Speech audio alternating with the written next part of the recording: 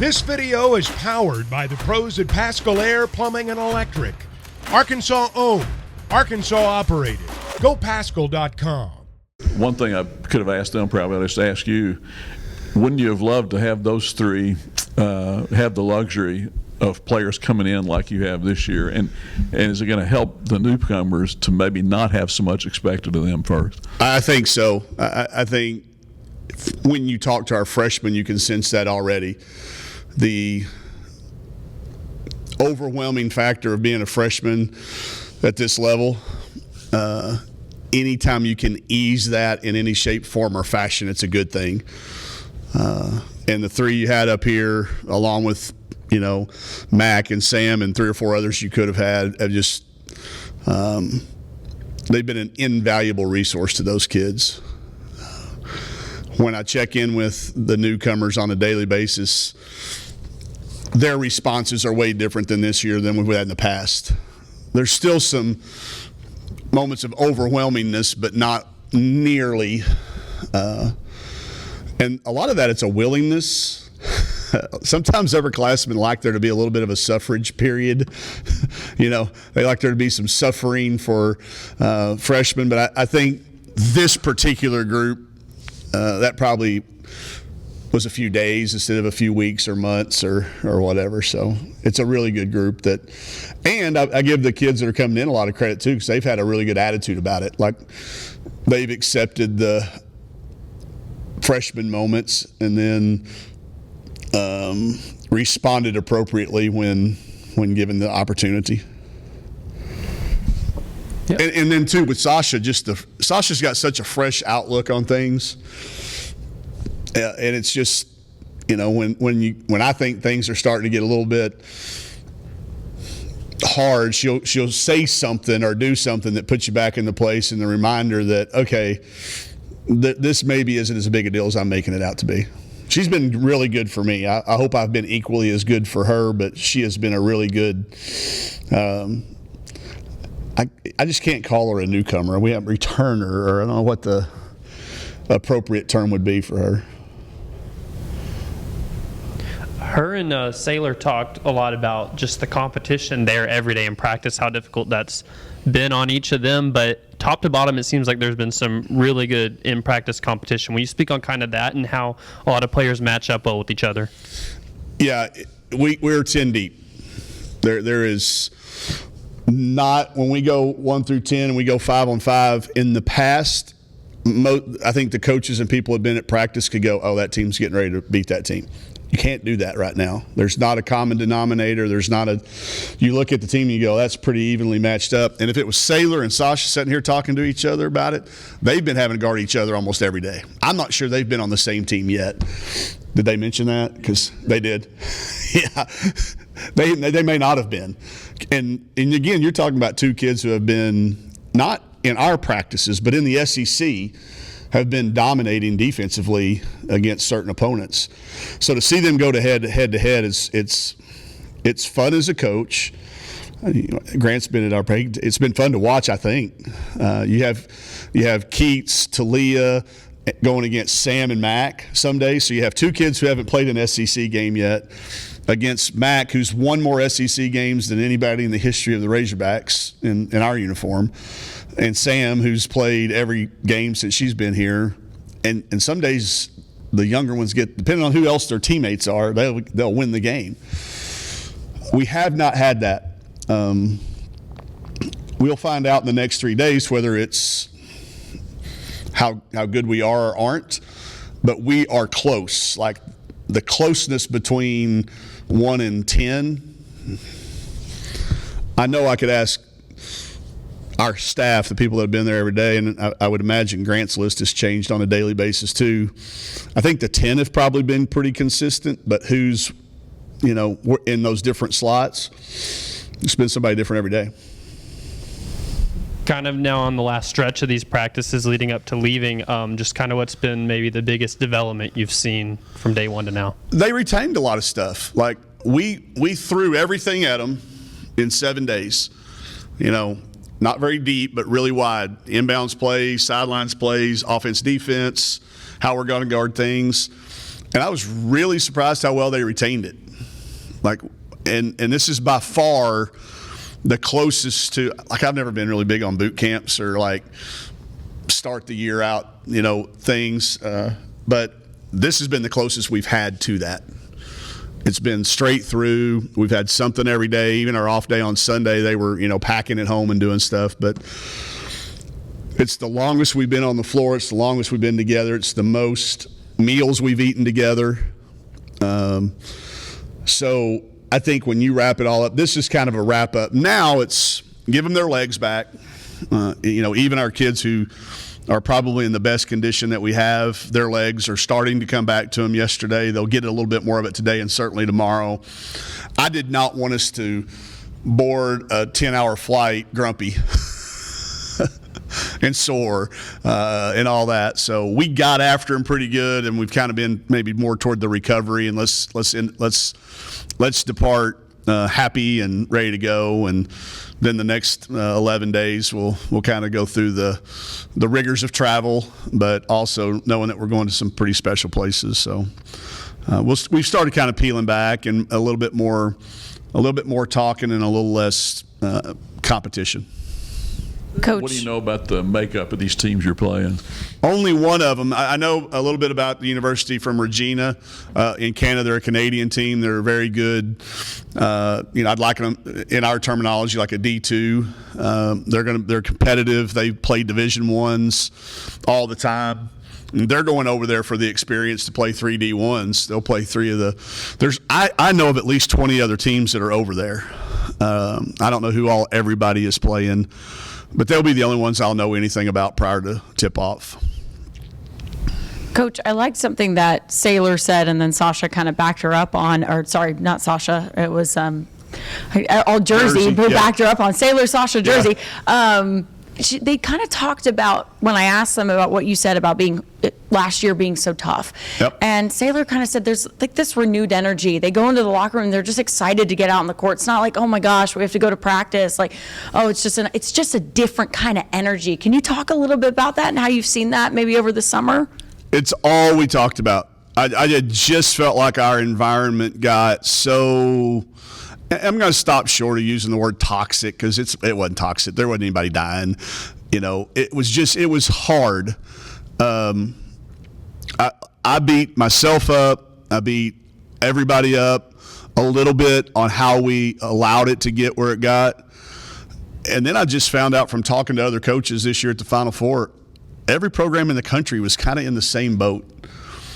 I think just the newness of the NIL happening.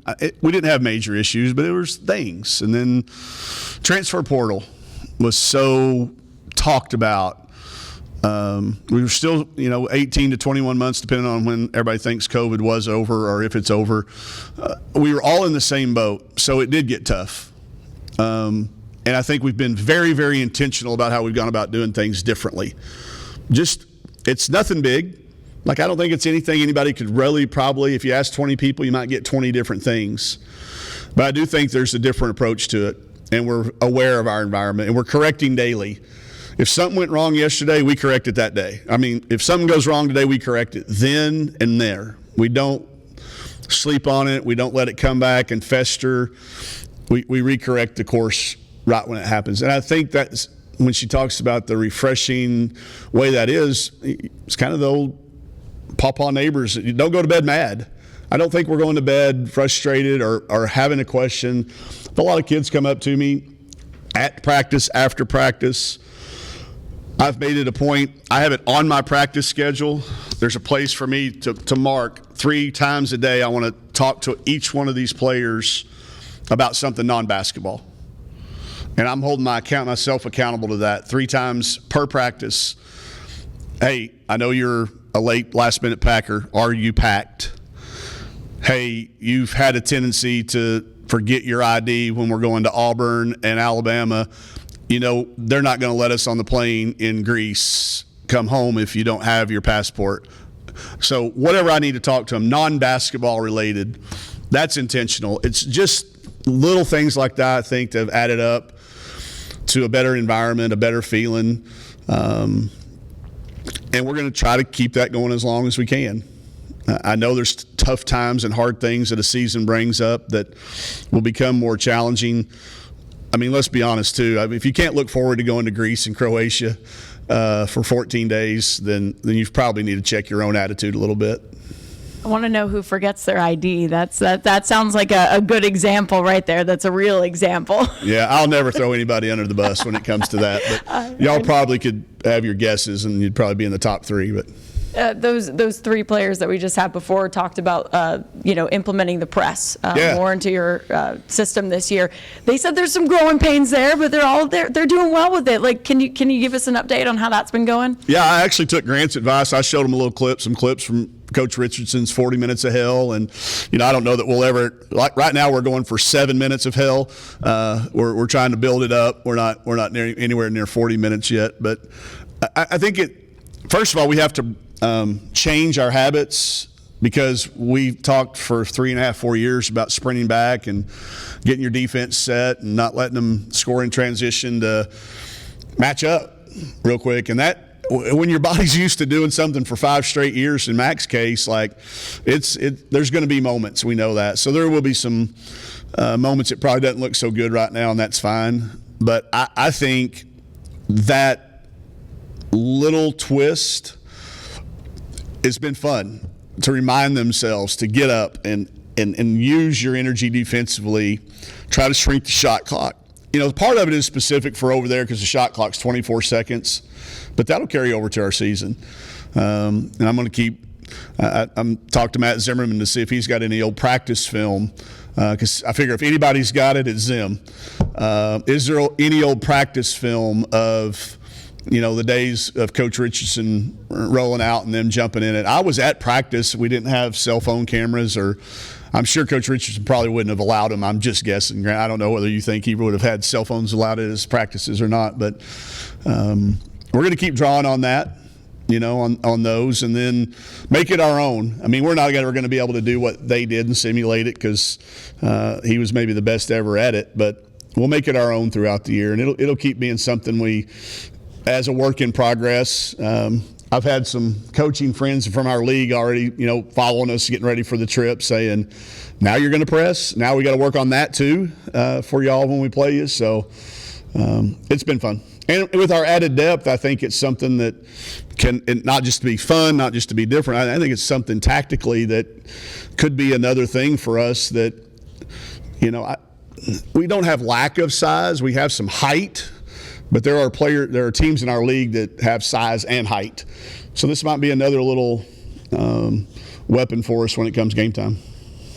I know you've spoken a lot about how it ate you alive, just kind of doing the autopsy of last season, how close you were in a lot of games. I think the term Sailor used was gut-wrenching whenever she was looking back. How much has that been a discussion of just detail to each possession? It's going to keep coming up, I think, until the start of the season, and then we're going to have to let it go. But, we've been, again, intentional. I brought them, but we started the year right where we finished the year when we found out we didn't go. I've slipped some clips in there of some of those moments that may have kept us out of the NCAA tournament in film sessions. I'm going to keep reminding them up till the beginning of the year, and then I'll drop it.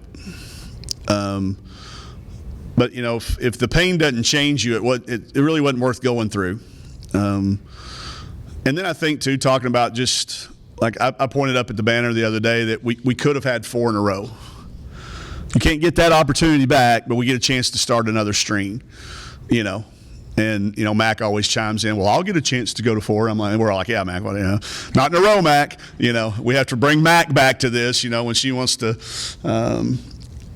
But I think it's important you do kind of know where you've been till you know where you want to go, but I will drop it at the beginning. Whenever we start practice for in October, I'll probably we call them amnesty days.